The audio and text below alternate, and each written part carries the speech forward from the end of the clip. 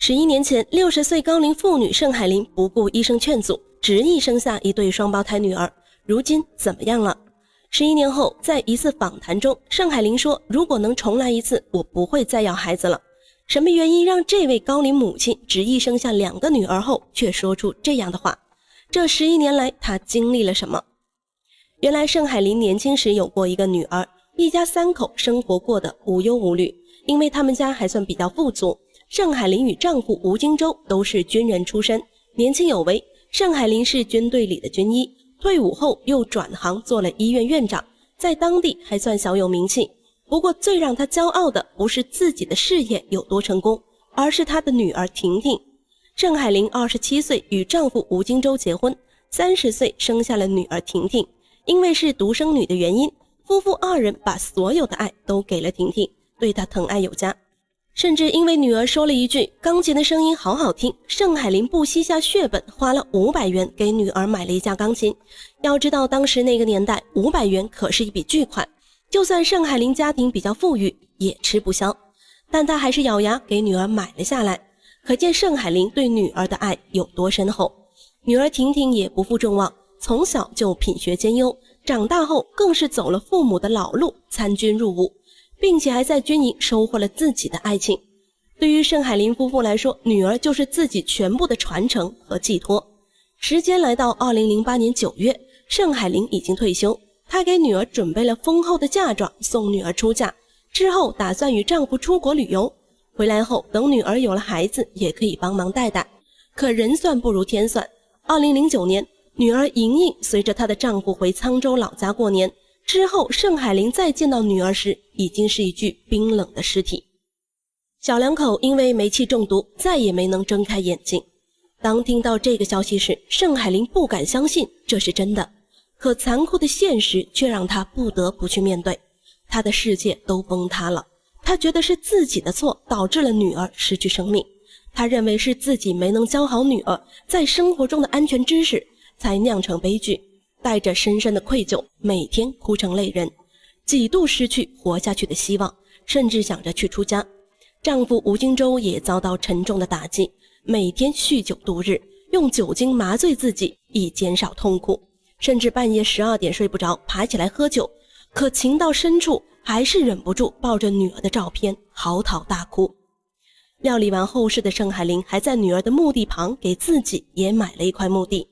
夫婦2人始終走不出失去女兒的陰影。很多親朋好友看着他們這麼痛苦，於是建議他們再去領養一個，走出陰影。盛海林聽取了建議，最開始時他是想領養汶川地震的難兒，但是那時孩子們已經安排妥當。後來他又尋找了幾種方法，想領養公安局被拐賣的孩子和找人代孕，但是都沒能成功。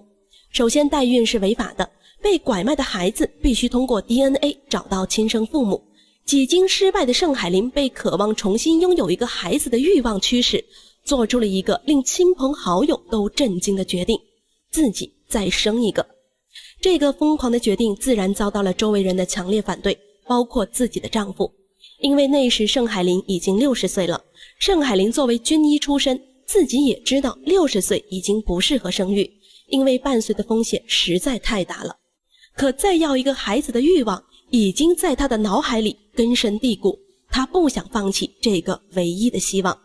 於是他開始詢問自己的戰友，來回奔波在各大醫院，先後去了安徽、江蘇、上海、北京等等生殖醫院詢問，歷經坎坷都被拒絕了，說他的想法太過天方夜譚，甚至有的醫生直接斥責他：你這種想法太自私了，有沒有想過違背社會倫理道德？退一步來講，孩子生下來，你死了，孩子未成年怎麼办？誰來負責？你有沒有為孩子想過？其實這些盛海林不是沒有想過，而且她比任何人都想的要多。她覺得成功与危險並存，她和丈夫現在都有退休金，再加上從事外贸工作，經濟來源很富足，所以她堅信有了孩子之後會過得更幸福，生活也會越來越好，而不像現在這麼痛苦。皇天不負有心人，終於盛海林在一家醫院找到了同意為她做試管嬰兒的醫生。當時那個年代，試管嬰兒的成功率只有20%到30%，并且還是年輕夫妻的成功率最高。盛海林已經60歲了，其中艱難可想而知。幸運的是，盛海林經過了3個月的身體調養，試一次便成功了。她終於邁出了第一步，可懷孕後的各種妊娠反應卻讓她苦不堪言。懷胎10月，盛海林先後得了高血壓、尿酸數值高達1700、低蛋白血症等等問題。除了药物本身的毒副作用之外，盛海林每天都過得小心翼翼，咳嗽都要忍着，生怕流產，甚至她都想在手術台上寫下遗囑。好在她咬牙挺了過来。2010年5月25日，盛海林剖腹產下一對雙胞胎女兒，大女兒3.7公斤，取名吳尚志；小女兒2.9公斤，取名吳尚慧。于此，盛海林終於得償所願。對她來說，這2個女兒是婷婷換了另一種方式再次陪在自己身邊。她對未來生活充滿着憧憬，可還沒高興幾天，就被現實狠狠的一擊重擊。因為雙胞胎女兒都是早產兒，剛生下來不久就被送進了保溫箱，在保溫箱待1天的價格直接讓盛海林傻眼了。最初每天花3萬，後來最少的也要6000。儘管他家的收入來源還不錯，但每天這樣也吃不消。大女兒待了33天出院後，他家賬戶上只剩6000塊錢，給小女兒交的費用基本都是跟四處的親朋好友借的。儘管生活從富足落到了貧窮的境地，但盛海林依舊十分幸福開心。在他們家裡掛滿了2個女孩的照片，不過還沒開心多久，他又笑不出來了。養2個孩子需要花錢的地方實在太多，因為當時正趕上3鹿奶粉事件，盛海林不得不從國外進口奶粉，這又是一筆開銷。還有因為自己已經60歲高齡，精力有限，不得不請保姆月嫂來幫忙照顧孩子，每個月開銷至少1萬元。對於只有退休金的老年夫婦，壓力是無比巨大的。雖然早年他們存了很多錢，但是因為給前女兒的嫁妝和辦理後事，還有買墓地等等，都已經把整個家庭透支得支離破碎。不過這些依舊沒能打倒盛海林。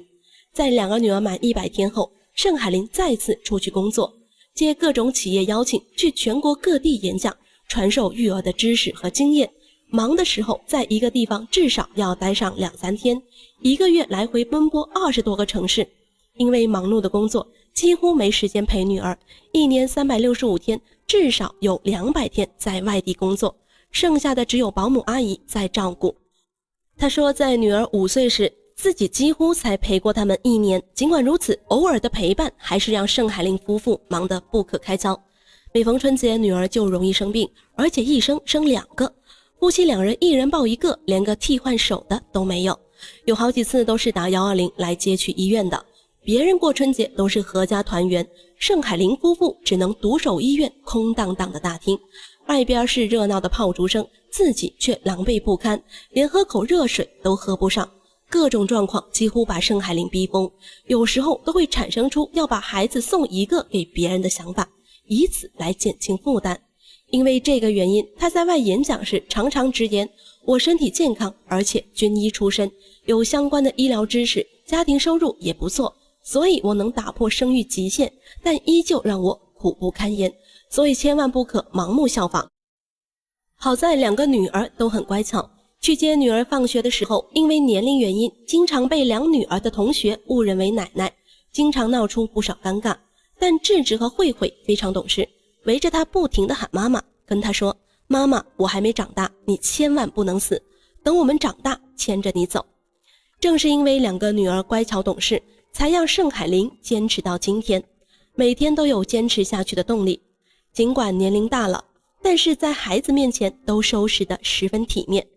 他說，我不能成為孩子的精神負擔，要為他們人生負責，我還能做的就是拼盡所有，為孩子多攢一些。幾年前，盛海林的丈夫吳金洲中風偏癱，只能在家養病，養孩子的重擔全落在他一個人身上。而此時的盛海林也開始慢下腳步，花更多的時間陪孩子和丈夫。經歷了10年的酸甜苦辣，當記者問到是否為當初的決定而後悔時，他說，不会再要。當初是因為孩子突然走掉，我呢只想到自己做母親，我沒有想到醫療教育、養老全部靠自己，才感到壓力山大。孩子出生时的喜悅逐漸被生活的各種憂愁取代，盛海林本該退休的年齡卻整日為孩子奔波，不僅孩子沒有保障，自己也過得不快樂。看着同齡人都在安享晚年，自己卻帶着跟別人孫輩一樣大的女兒，這與幫助兒女帶孫輩完全不一樣。最起碼替兒女帶孩子不用擔心財務和撫養問題。雖然盛海林從不在乎外界的世俗眼光，但時間久了或多或少有些心煩。當初決定有多少堅決，過程就有多後悔。這時候的盛海林才覺得當初拒絕他的醫生說得很有道理，一時的衝動可能毀掉4個人的人生。